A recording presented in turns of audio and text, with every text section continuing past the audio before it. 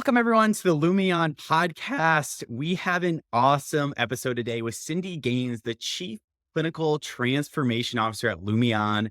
We are so excited to talk about her background, transforming health systems, and the technology that is driving that transformation. Welcome, Cindy, to the podcast. So excited for this conversation. Well, thank you so much for having me. I've been looking forward to the conversation. Yes. And I am super pumped for this because you have had an incredible journey as a whole. You started out with nursing. Why did you make that shift from being a nurse to this new position? And what does your role really entail now as a Chief Clinical Transformation Officer? Absolutely. Well, let me start by clarifying that I'm still a nurse. It's interesting because a lot of people think once you leave the bedside, somehow you've stopped being a nurse. And we haven't. We're using our nursing skills in different ways. I've been in the health system side. Once I left the bedside, I've led nursing operations, led quality operations, was a VP for Pop Health, and became a president of a medical group. So cool. And all along the way, it was about still taking care of patients, but taking care of them in a different way by influencing them through leadership and guiding the teams to take care of those patients. So I still very much felt connected to that. And so then how do you make that leap into the tech world? I still feel that same connection to patients, just in a different way. Instead of my teams that I'm working with, it's now working with customers and working with health systems to do that. For me, I've seen the value of technology along the way and how beneficial it can be. And I had a software company that I had done work with for many years. And they used to say, hey, if you ever want to try something different. And it was the one thing I decided a few years ago. I hadn't ever done this. I hadn't ever worked outside the health system. And yet it's a part of the working in the software part. What an important thing to bring to the software companies is that health system experience. So I just decided to make the jump and try something new, and I haven't regretted it. Made that jump about 4 years ago, and it's been a ton of fun. And I still feel like I bring that nursing knowledge, I bring that experience, but I also am still influencing the care of patients. And I love that. It's like the gift of two worlds coming together. Can you talk a little bit more about how has that experience at the bedside really shapes your influence as a leader in a software company or a tech company and being able to bring that experience to life there? Oh, absolutely. The thing you never forget is taking care of patients at the bedside. And you never forget the challenges of doing that. There's nothing like it. There's nothing like being with that person at the bedside and being able to impact their care. And really, in many ways, what we've always done is orchestrate their care. That's what nurses do. We orchestrate the care around us. And being able to draw on that experience and bring that through my leadership journey, that's when I talk about that you're always building on. I'm still that nurse. So whether that's being president of a medical group or now the Chief Clinical Transformation Officer, I always go back to that.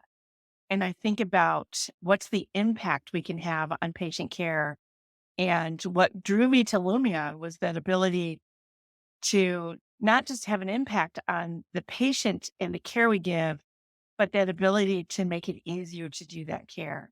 There's been a lot of softwares I've implemented in my roles in the health system that they're very necessary. Yeah. We needed to implement the EMR. We needed to implement closed loop medication administration. It was for safety. It was the right thing to do. They didn't make doing my job easier. Yeah. I mean, I'll be honest. It was way easier when I could walk in a room with a cup of meds and talk to Mrs. Smith about what we're giving her today. Now you walk in and you've got your computer on wheels, you've got a wand, it's a whole orchestration. Yeah. But it didn't make it easier to do it. It was needed. What really drew me to Lumeon and working with the team here is that what we do actually makes it easier to do the care. We are actually trying to take things out of the way of the clinician to free them up to spend more time with the patient in a meaningful way. And so I always say to people, I was in. As soon as I heard that's what we do, I was in. Absolutely. And because I go back to taking care of the patient, I just not only made it better for the patient, I made it better for the staff. And that's an amazing opportunity. Yes. And just your experience, you probably can know there's a lot of opportunities there to improve the patient's lives, but also the staffing lives as well. I want to talk about the recent years, because obviously we had COVID. There's been a lot of changes. So how has the recent years changed the perspective in hospitals and that need to change? And what's really like driving that change? Wow. COVID changed our lives. And it was changing before then, but Mm. it went on, it just sped up incredibly. When I was leading Magnet Journey it was probably about 12 years ago. One of the things we do is we look at the average age of our nurse. Mm. And we looked at the average age of our nurses in our hospital. And at that time, the average age was 48 years old. Now, that may not seem old, Yeah. but if the average age of your nursing staff is 48 years old.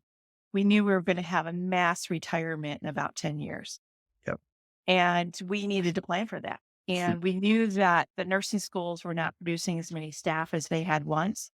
We knew that there weren't as many necessarily people going into nursing. There was all kinds of issues with it. But it was going to be a mass exodus. And not because we've done something wrong. It's just there aren't as many nurses coming in as they're going out. Interesting. So we've been planning for this. We've been planning for this for 12, 15 years. And then COVID hit.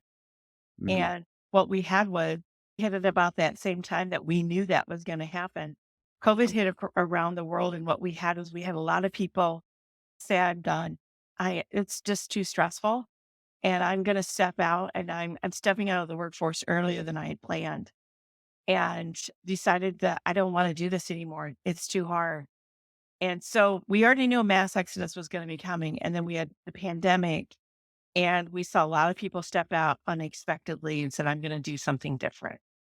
And so where we find ourselves today, and it's not like in one health system, it's not just even in the US, Mhm. it's around the world, is we are shorter staffed than we've ever been.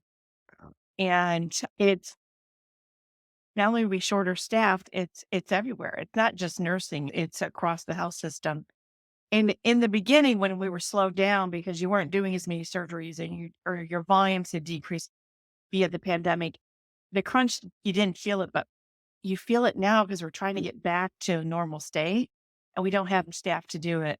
So we're filling in those gaps we're filling in with agency staff, which becomes very expensive. Mhm. We're working short, and we can't do it the way we've always done it. And historically, when we needed something done, and I always laugh, ask a nursing department to do it and it'll get done. And we give it to somebody to do. Oh, we need to do transition of care calls. Well, let's give that to the nursing staff and have them do this when they have time. Let's make it one person's responsibility. And that's what we do. We threw bodies at it. And that historically is how we've taken care of things and been able to move along and do some amazing things. There aren't bodies to throw at it anymore. And Right. so we're not going to get to where we need to go doing it the way we've always done it. This is the time to truly do change. And I think we're actually open to it for the first time in a long time. When you could cobble together people to do something, you said, oh, I don't need that. This is cheaper if I do, it's easier if I do it this way. We just don't have those resources anymore. And I think there's this openness for the first time to how might we think of it differently. Interesting. And what we do with care orchestration automation, automation is a scary word for people. Yeah. Ugh. And I know. And all of a sudden we're going, wait a minute, we're not, we can build automation in the clinical setting. Oh, Mm. that's something I've never thought about before. So yeah, it's just, I think the environment and what we have to offer is coming together at a time when we can have a different conversation. It doesn't feel so scary anymore. It actually is, oh, you're not trying to reduce my staff with automation. I'm actually trying to free up your staff so you can take care of the patients that you have before you. Can you talk about like some of the usage cases of a platform like a care orchestration platform or automation in a clinical setting? Yeah, I'll give a couple of examples. One that we often talk about is and you can apply this to any kind of procedure process. We've had a lot of success with that patient who's scheduled for surgery, and that process of once they're scheduled for surgery, there's an intake and there's all this a very manual processes to get the patient to day of surgery. Yeah. And that ability to automate that process, it doesn't make it completely automated, but it automates it enough that it can free up an incredible amount of time. Another example would be think of transitions of care. One of the things we do today is when a patient goes home from the hospital, they get a call. Yeah. within a couple of days of a couple of days of discharge. And that call is just a, do you have an appointment? How you doing? And we found it's very effective in reducing readmission. It's really hard to scale. I managed a team that did this, and it took those transition of care calls took up probably about half of the day. And Yeah. we anticipated them to take up an hour or two. Oh no, it was about half a day. And so when you can do that with automation, that's going to reach out to the patient, survey the patient, and then call the patients who need to be called. What Mm. you're doing is everybody's getting the care they need, but it's just they may go down different paths. Some go through it in an automated fashion, while others may then get a phone call for high touch. I'm curious, when we talk about this, it sounds, oh, like the solution's right there. It's right there. But what are some of the reasons people are like not as receptive to automation as like they could be, or as like, how are they just not seeing the benefits there of the automation? How do you overcome it? Yeah, I think part of it is getting past just the word automation and how that Yeah. feels scary. When I was in college, I worked at the Kellogg's factory where we made cereal. That's how I paid my way through college. That's awesome. And the one thing that there was a time when all those cereal lines had people throughout the lines to make sure that that box got out of the factory to the customer, to the consumer. Mm. And through automation and automating those lines, they were able to reduce the bodies that was needed to manage a line. And it went from a line that maybe at one time had 8 people working it to a line that really had 3 people working it. Mm. Automation became a way of making it more efficient so you can Yeah. reduce bodies and make it cheaper. And that's how we think of automation. We think about it as eliminating people. And so part of that is you got to get past that misnomer of it, Yeah. because automation isn't about eliminating people. It's about freeing up the resources so that you have the time to spend with those patients who need the time. I'll use the surgery use case as an example. We adopt best practices in our industry and we're great at it. We're great at borrowing them, stealing them, building them. But then we try to force every patient through it in the same way. And we're all different. We all come with our own baggage. Yeah. So you have people who, when you do that intake with a patient who we scheduled a half hour to do that intake for the patient who's very healthy is like, you made me take a time out of work to do this. You could have just sent these questions to me and let me do it on my own time and move on. I don't need that. And then you have patients who you're not going to get through in a half hour. I mean, they're more complex. They higher acuity, have more needs. And if you give them more time, now you've just pushed all the patients after that behind. Yep. If you don't give them more time, then they don't get their needs met.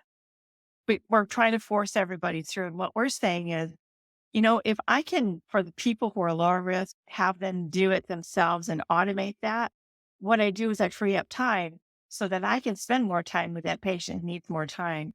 I mean, we had a customer we worked with there. They do 12,000 surgeries a year. We were able to free up half an hour a patient. Oh my God. Or in the beginnings, in the pilot, we freed up 89% of the patients did the form themselves. So think about that for a minute. That's incredible. 89% of the patients did the form themselves. That meant we just freed up over 5,300 hours of care. Was that care so you could eliminate somebody? No. It was so that they could spend more time with the patients who needed more time and actually bring a few more patients into the process that they were trying to bring in and they couldn't scale it. Mm. So it's about freeing that up, and it makes it actually spend more quality time with the patient.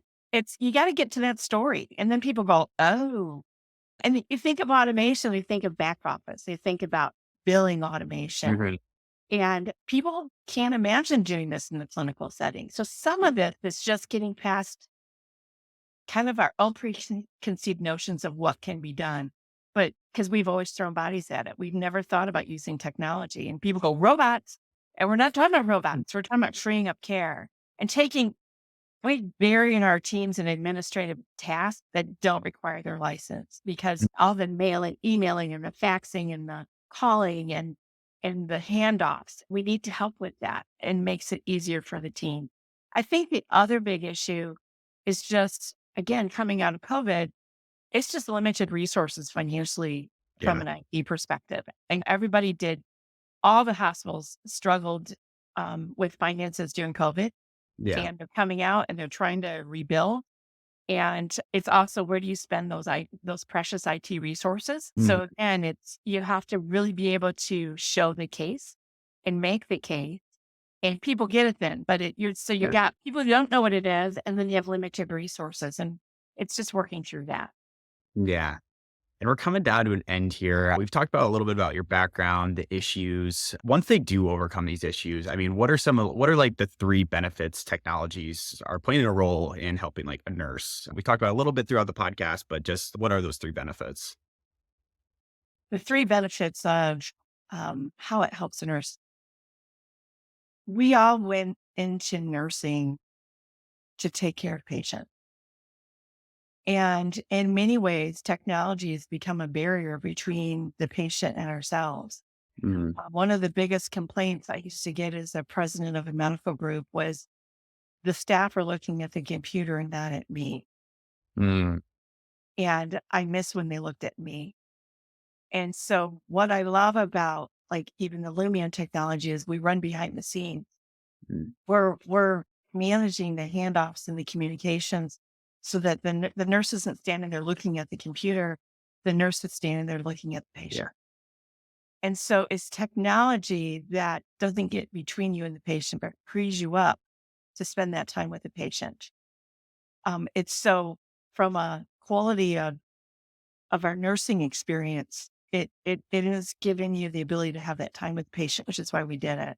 Mm, It's freeing you up from tasks that are you don't need to do, but they need to get done. So we've just made it easier for you just to do your job and manage your day. So I know there's that efficiency piece to it.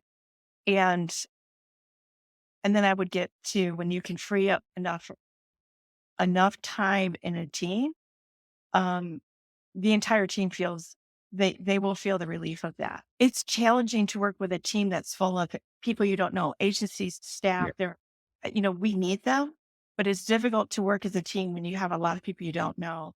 What we're doing is freeing up that team to be able to be their core team, That's which sweet. brings you a lot of employee satisfaction. So I'm happier with my team. It's easier to do my job. And you give me time to do why I became a nurse, which is the love of patients and the care that I give. We save money and make it more efficient. But boy, from the nursing perspective, it's really powerful.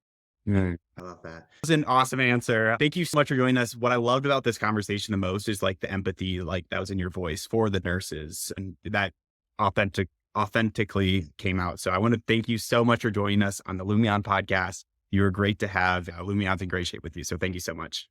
Thank you so much. It was a pleasure. Take care.